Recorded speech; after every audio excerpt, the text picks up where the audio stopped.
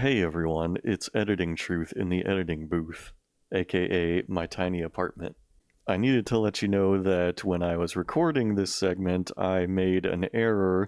I misattributed one of the manga I'm going to be talking about to the publisher Udon Entertainment, who does the English publication of Summertime Rendering, but the publisher of the manga I talk about was actually Denpa. Anyway, you probably won't be able to notice, but I pretty seamlessly edited that segment.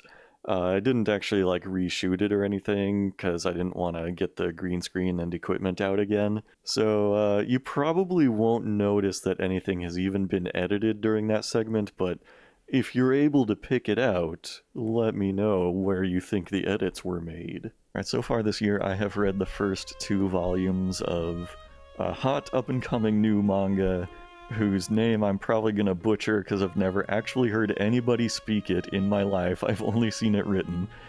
But it looks like Gachiyakuta. But, you know, my cursory knowledge of Japanese tells me, you might be pronouncing that Gachakta or something like that. It might get really truncated in the middle there. I really don't know at this point. But, you know, it's got an anime confirmed already, which is going to be done by Studio Bones. It's probably going to be a big deal.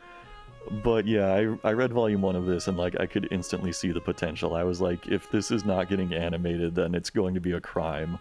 I'm going to avoid saying the name for the rest of this description of it, but this manga right now, it's a high priority read for me. Not like an instant read. It might get backburnered compared to a few other things, but it's still up there.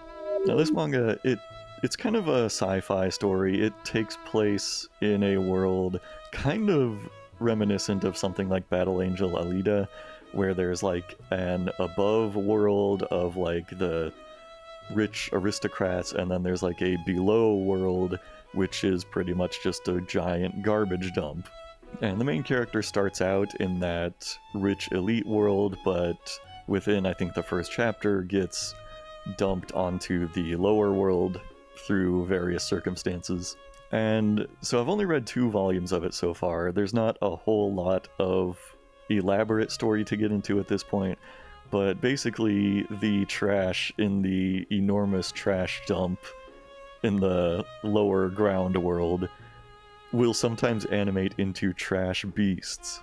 These sort of giant monsters that will attack people on sight.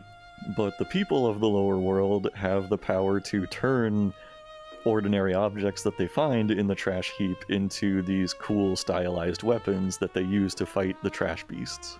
And I just really love the artwork in this more than anything else.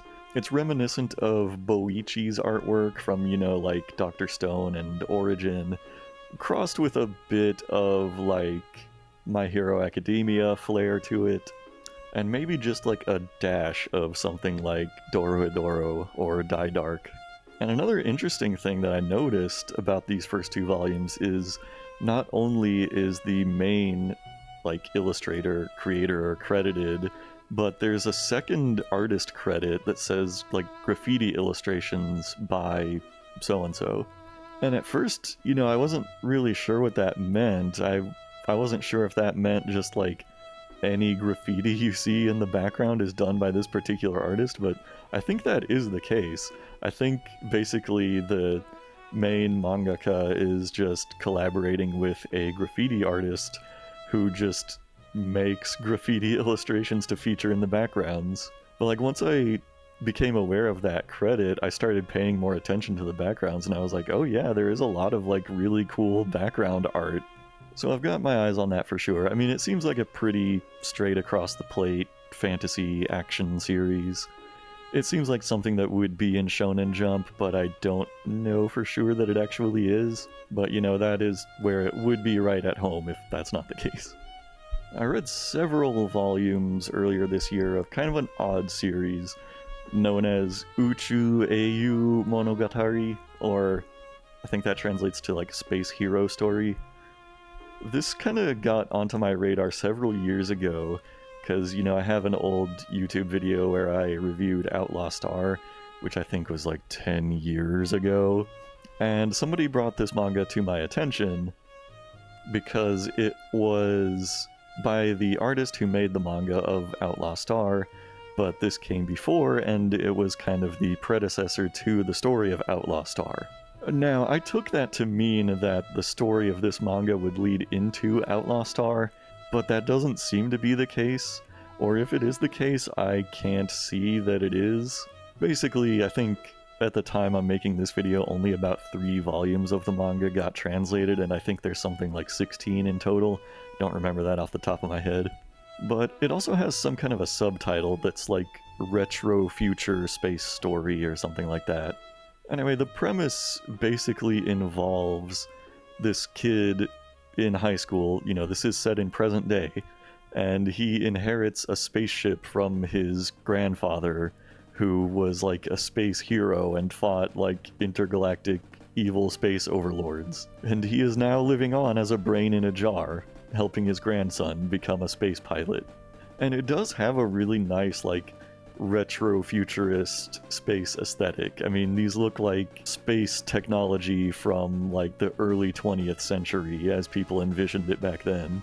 Anyway, yeah, I was really surprised to learn that it was a contemporary setting. So I think, you know, this manga was probably coming out in the 90s, and so it takes place in the 90s. But the tone of it is very different from Outlaw Star, both what would become the anime and the original manga itself. The way I would describe Space Hero Story is it is just the zaniest thing I think I've ever read. Everything is like 10 times over the top. And like, there's very little actual space travel in the series up to the point that I've been able to read. Because like, so many chapters are just about this kid trying to get into his spaceship and go into outer space for whatever reason. And some zany sequence of events always tends to get in the way.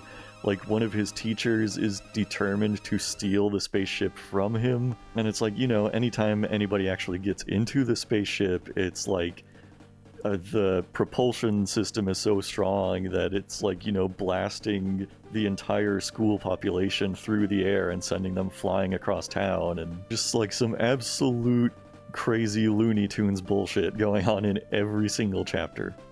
At some point, this like shaman girl shows up, and she is part of like this ancient prophecy that she needs to stop this space hero. And so then she keeps like trying to blow him up with occult magics. I really do like her character design, and part of that is just that I have kind of a nostalgia for like the 90s anime and manga art style, which she is a great example of. But I don't know, tonally, it kind of reminds me of something like Urusei Yatsura, where it's like every character is an idiot, basically. Every character is really stupid, and they are just like constantly getting in each other's way and getting in their own way. I would like to read the whole thing if the whole thing ever gets translated, but at this point, who knows if that's ever going to happen. I think it's been several years since the few volumes that are translated got translated, but I might need to look into that more in the future and see if more of that gets done. Fun fact, I actually have not read the entire Outlaw Star manga, even though as of a few years ago it did finally get fully translated into English by fans. But that is something that I really do need to get to one of these days, because, you know, Outlaw Star is one of my favorite anime of all time. It's one of the series that got me into anime as a concept. And so I know the source material is very different and like a much shorter story, but I really do want to read it just kind of for the sake of that historical reference point. Alright, we're now on to another one of my purchases, which was Smoking Behind the Supermarket with You. You know, I have a habit of going onto the websites of various manga publishers and looking ahead to their upcoming releases. And, you know, generally I try to at least take a glance at most upcoming volume 1s of series.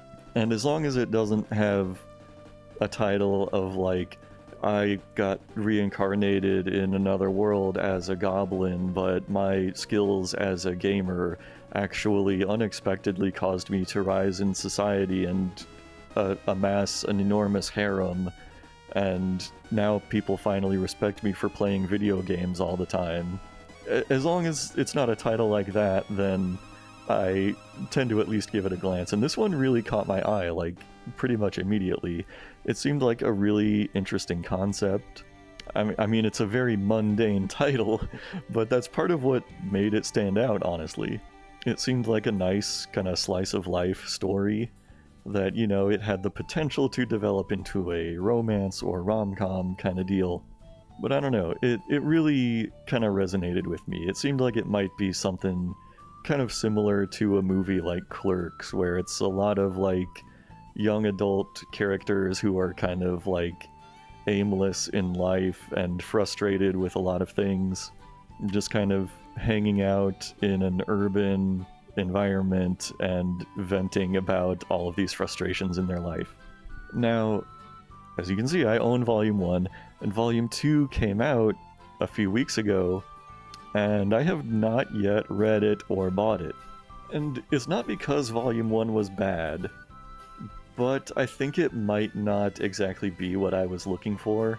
To give you, you know, kind of a brief overview of it, one of the main characters is this kind of like overworked businessman, and his one joy in life is when he's walking home from work, he stops by the supermarket and he tries to check out with this one specific cashier who he thinks is really beautiful, and he just, you know, wants to see her smile at the end of his day, and then he goes home. He takes a smoke break near that supermarket one day and ends up sitting next to this same girl, and he doesn't realize that she is the same cashier that he sees every day. And this is honestly like kind of a flimsy premise, but the whole reason he's oblivious to this is just because her demeanor is so different when she's like in customer service mode versus when she's on break sitting outside and smoking. Like, basically what she tells him is that, like, oh yeah, me and the other girl are co-workers, and oh yeah, I noticed you always check out in her register line. And, you know, it's got this setup as like kind of a cutesy rom-com thing, because she's like, oh, do you have a thing for her? Do you think she's cute?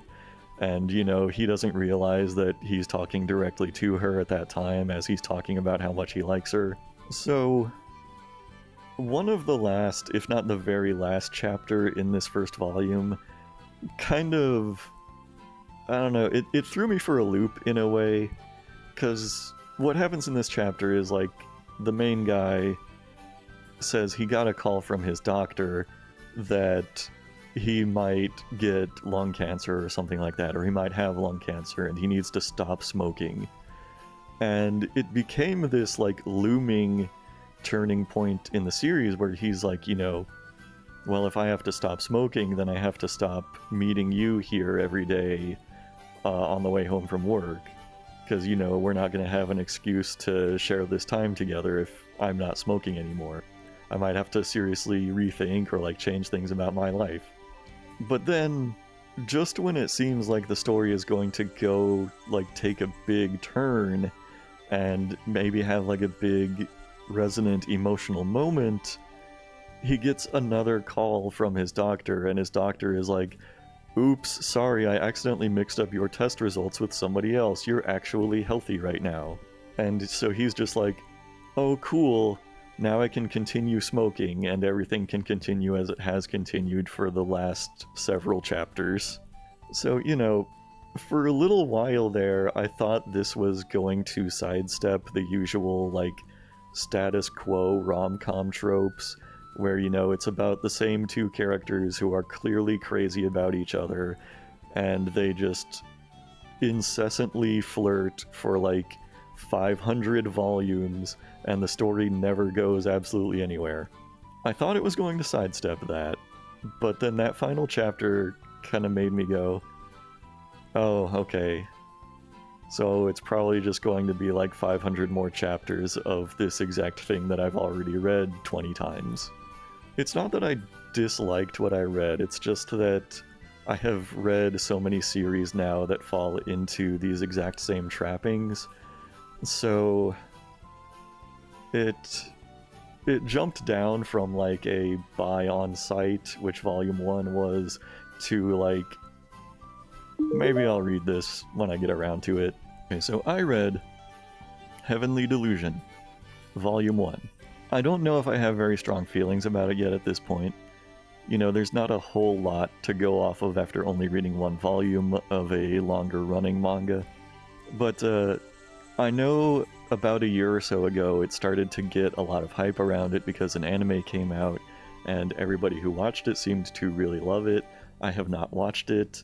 I kind of said, you know, I would rather read the manga because if it's really as good as everybody is saying, then I want to be able to continue more of the story and not just be stopped by the end of the first season. Now, let me tell you, I have had no end of frustrations in trying to read this manga. But before I get into that, I mean, I should probably tell you basically what Heavenly Delusion is about. From volume 1, it's kind of a split story. Half of it takes place in kind of a Promised Neverland-esque setting, where it's about this, like, institute where a bunch of orphaned kids live together, and they don't know much of anything about the outside world.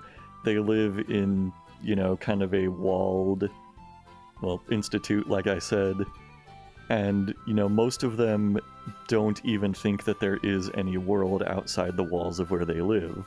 Only one of them seems to understand that something is outside of their world, and the other kids, like, can't even conceive of it. The other half of the story follows this, I guess, like, young adult guy and a girl who are traveling together to try and reach a vague location that they are aware of, which they are referring to as heaven. So they're basically traveling across this post-apocalyptic world, asking anybody they can if they know of a place called heaven. And it's seemingly a kind of post-apocalypse setting. It's definitely futuristic in some way. Like, the main girl has this sci-fi gun that just kind of, like, pops things out of existence within a certain radius. And there are also some really bizarre and unsettling monsters that you see roaming this world. Volume 1 has set up a whole lot of intriguing mysteries. I would really love to read more of it. Now, to go back to the fact that this manga is so frustrating to try to read. Now, I'm sure if I went onto the internet and, you know, I went to various bootlegging and scan uploading sites, I could probably find it any number of places. I could probably read dozens of chapters of this manga right this minute if I took the time to seek out something like that. My preference is to read them in physical media, just because sometimes it can be frustrating to find good scans of manga online. Sometimes it's hard to find a good translation. When I read physical print volumes, they are much more consistent. You know, I almost never have to worry about the art quality being bad. I mean, outside of however the artist happened to draw. And it's usually going to be a quality translation, too. You know, I'm not someone who gets all up in arms when the translators decide to put in American slang, or, you know, put in a sound effect like yeet or something like that, which I think actually comes up in Chojin X. That kind of thing doesn't bother me. But anyway, I digress. Point being, I prefer reading physical volumes. You know, I work in the manga cafe, so there are lots of physical volumes of things around for me to read. And so, here's the thing. Heavenly Delusion is published in English by a company called Denpa. And they don't publish a lot of manga. I mean, not compared to other publishers like Viz, Yen Press, Seven Seas, Kodansha, even Square Enix. The only other thing I could name offhand that Denpa has published in English is Kaiji. And even that had a weird publication where Actually, I've only read the first few chapters of Kaiji, so I can't really talk about that much. The manga. So let me tell you about how they've been publishing Heavenly Delusion. Volume 1 came out in English around 2019, I think it was. And, you know, it didn't really catch my eye when it was first coming out in English. I don't know if we even received it at my manga cafe. And, you know, Volume 2 came out shortly after that. It might have been 2020 Volume 2 came out. Then, like, a couple of years went by where they didn't publish any more volumes of it. And then I think the anime got announced or something, and they started publishing a lot more volumes. They've gone up to like 6 or 7 at this point. Volumes 1 and 2 were out of print like for fucking ever. So the anime came and went, and it was impossible to get Volume 1 or Volume 2 in stock in any stores. The only volumes that were able to be ordered were like 3 through 6. And you know, nobody is going to want to start a series at Volume 3. That's psychopath behavior. And so, you know, I had heard the hype around the anime. I wanted to read the manga. I wanted to make the manga available for other people to read. I kept trying and trying and trying to order Volume 1. And, you know, it's out of print. It's out of print. You can't get it. Finally, earlier this year, they got some volumes printed and they shipped them out to stores, and I was able to read Volume 1. Now Volume 2 is out of print. Now I can't order Volume 2. I am trying and trying and trying to get Volume 2 and get it stocked in the manga cafe. It can't be done. And I'm just like, I want to just like talk to somebody at Denpa and be like, why are y'all fucking this up so bad? You had like a massively, well, you know, moderately at least popular anime adaptation come out of a manga series that you publish. Why would you not want to get the first couple volumes available for stores at that time? That is the time to capitalize when you've got a popular property like that. And they have just completely fumbled it. The last I checked from my ordering sources, trying to get Volume 2 in stock in the manga cafe, my data was showing that it was available as a print-on-demand book. Now, if you're not familiar with the world of books or of like publishing in general, you might not know what print-on-demand means. Basically, I mean, it's pretty much what it sounds like. This is something that refers to books that are not in print unless somebody orders the book directly. Like, a customer who wants that book has to place an order for that book for their own personal purchase, and then a copy is printed and usually mailed to them. This is what happens to a lot of authors who self-publish on Amazon or, you know, various other self-publishing avenues, is their book will be published as a print-on-demand book, meaning you can go into a store and you can order that book, but you will not ever see that book stocked on store bookshelves. This is, I'm not kidding, 100% unprecedented for manga. I have never seen print-on-demand manga in my life. That has never been something I've ever even like conceived of. But you know, now I am trying to order copies of Heavenly Delusion. I'm trying to get all the volumes 1 through 6 or however many they have out stocked on the shelves there. And they're telling me these volumes are going to like only be available as a print-on-demand status. Now, I will say that has just been like my one source telling me that. I don't want to like go into detail about what my sources are because I may be incorrect. You know, maybe when I saw that little message saying this is a print-on-demand item, maybe that was just like placeholder text, Maybe they're going to do more printings, I don't know.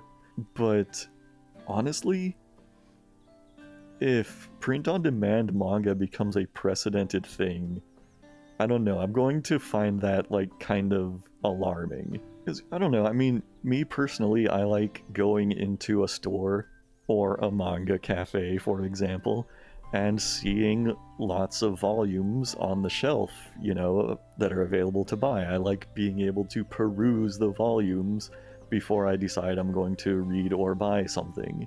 And, like, them deciding to make this series print on demand is just, like, I don't know, it's kind of heartbreaking to me, because it means, you know, I'm not going to be able to sit down on my break at work at the manga cafe and grab a volume off the shelf and just have a read through it. And, you know, it's going to make it harder for me to recommend this series to other people, because, you know, I've not had it accessible to read in my preferred format. Anyway, sorry to kind of rant and ramble about Heavenly Delusion and the state of the manga publishing industry, but hopefully more volumes of that will be coming to store shelves. Hopefully Denpa gets their act together when it comes to doing reprints. You know, it's not too late. I do think people will still buy it. I mean, people have been buying copies of Volume 1 since we got it back in. So hopefully I will get to report back at the end of the year and say, yes, I have read more volumes of Heavenly Delusion. Hopefully you will be hearing that from me in the next few months. Now, the third series I want to talk about for people who cannot chill on spoilers is Jujutsu Kaisen. So I watched the first 2 seasons of the anime, and by the time season 2 was over, I was absolutely in love with it. The first season I enjoyed a good amount. You know, I thought it was a fairly by-the-numbers shonen series, and in fact, it even makes a lot of direct references to other shonen manga, you know, things like Naruto and Bleach. You know, just try and tell me Gojo is not basically Kakashi. But yeah, I mean, in the first season, I didn't think a whole lot of it, except that it had really great, well-done action scenes, and MAPPA being the studio animating it, obviously they did an amazing job at it. You've now got this whole subculture of power scalers on the internet who say that MAPPA is God and they can do no wrong when it comes to animating. And in season 2, they somehow amped it up even more and made the animation even more stunning. But you know, you don't need me to tell you that. The whole internet has blown up over it. Jujutsu Kaisen is probably the most consistently high-selling manga series in the manga cafe right now. Even without a current season of anime airing, I, you know, feel like I'm constantly selling out of every single volume, and there's like 22 or 23 of them out in English at this point. Anyway, I started reading it from the very beginning. I even started with Jujutsu Kaisen 0, the kind of like prototype version of the manga, which also got sort of incorporated into the main series as sort of, you know, the events that happened before the main series started. And it's kind of interesting, like, I didn't pick up in season 1 of JJK that there's 1 or 2 times when the characters mention the main character of Zero, whose name is Yuta. But like after seeing the movie of Zero and then rewatching season 1, I was like, oh wow, they actually mentioned that guy. I completely didn't pick up on that the first time. But like they mention him even more in the manga, I think. There's probably been like 5 or 6 times he's been mentioned, and it's like, man, if you didn't read, you know, volume 0, then you just have no context for this character who keeps coming up. I have already been spoiled about some major events that have happened in the manga that are probably years away from getting animated, and so that's why I have set out on this journey of finally deciding to just break down and read JJK myself, so that I can be up to date on the spoilers before they hit me. As of right now, I am only up to about volume 8 or 9, which puts me in the early part of season 2, I think. We'll say, like, I don't want to be too harsh on this series, because I mean, it is something that I enjoy, but kind of the art style in the manga is not really my favorite sometimes. Like, one thing that I've noticed in particular about it, and I'm usually kind of keen to this kind of practice, is like not a lot of use of tones. You know, a lot of the character artwork is just straight up black and white line work. And usually I'm a big fan of that kind of art style. In JJK, the lines also feel kind of like very light. It's, I don't know, they have like almost a sketchy quality to them, where it feels like, you know, they're made up of lots of thin and like almost messy lines. But when I see that kind of like light on the tones art style, I usually prefer something that has like thick and bold line work. So I don't know, I mean, I don't dislike the art in JJK by any means, but it's, I guess, not my favorite style. I mean, I could say a lot of similar things about Chainsaw Man, where a lot of the quality of it comes not from like the detail level of the artwork, but just from like the character designs and the composition of the action scenes, which is really strong in both. So you'll definitely be hearing more about my foray into JJK next time I make one of these videos. Would I recommend it? I mean, sure. You know, it's one of the most popular anime things in the world right now. One of the most popular manga titles in the world. You don't need me to tell you it's good. You're either already watching and reading it, or you have absolutely no interest, and nothing I say will change your mind either way. Special thanks to our financial supporters this month, listed here. Now, in the last video, I teased that I might do a question corner here at the very end. If anybody wanted to comment any kind of question at all to ask me, that I might include it here. And wouldn't you know it, we got one question last time. And YouTube didn't even notify me that this comment was left. I had to actually find it by navigating through my, like, channel dashboard. Anyway, Superstar Smash 64 asks, I'm a normie bitch with a normie question. Favorite JoJo part? The answer to that is part 7 easily. So I guess that's kind of a normie answer too. I feel like most people's favorite is part 7. After that I would probably pick part 4, and then after that I would probably pick part 2. After that I don't know if I could even bring myself to rank them. Every part is good. But part 7 is definitely my favorite. No question. But anyway, I am always happy to answer questions about JoJo. And now, if you have made it all the way to the end of this video, leave a comment asking me a question, and I will pick my favorite one, or if it's like last time, the only one, and include it at the end of the next video. Thank you so much for making it this far. I love you. Bye.